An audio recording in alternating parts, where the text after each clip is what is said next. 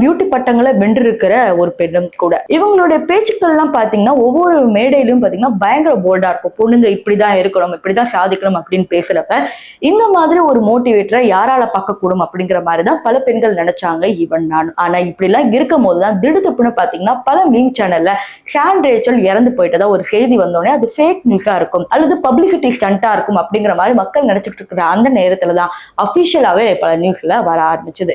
இப்ப அவங்களுக்கு என்ன நடந்துச்சு அப்படிங்கறத விரிவா பார்க்கலாம். இப்ப பாத்தீங்கன்னா அவங்க நிறைய ஈவெண்ட் வந்து நடத்திக்கிட்டு இருந்தாங்க. அதாவது இந்த கருப்பு மாடலா இருக்கிறனால பல கருப்பு அழகான பெண்களை வச்சு ஈவெண்ட் நடத்திட்டு இருந்தாங்க அப்படிங்கிறது நம்ம எல்லாருக்குமே தெரியும். அதற்காக பாத்தீங்கன்னா பல பேர்கிட்ட கடன் வாங்கியிருக்கிறாங்க.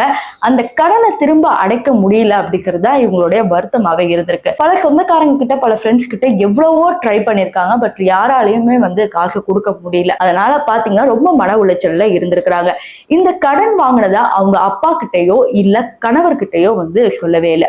இப்போ இதையும் தாண்டி பாத்தீங்கன்னா கணவர் கூட ஒரு சில வாக்குவாதங்கள் வந்து அன்று இரவு வந்து ஆகியிருக்கு. அதனால அன்று இரவே பாத்தீங்கன்னா தூக்க மாத்திரைகளையும் பிபி மாத்திரைகளையும் உட்கொண்டு கணவர் வீட்டுல இருந்து அப்பா வீட்டுக்கு போயிருக்காங்க. இதுல பாத்தீங்கன்னா இவங்க மாத்திரை உட்கொண்டாங்க அப்படிங்கிறது அவங்க அப்பாக்கே வந்து தெரியாது.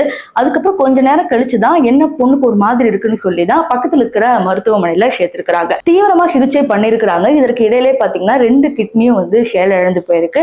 இதனால பரிதாபமா அவங்க வந்து உயிரிழந்திருக்கிறாங்க.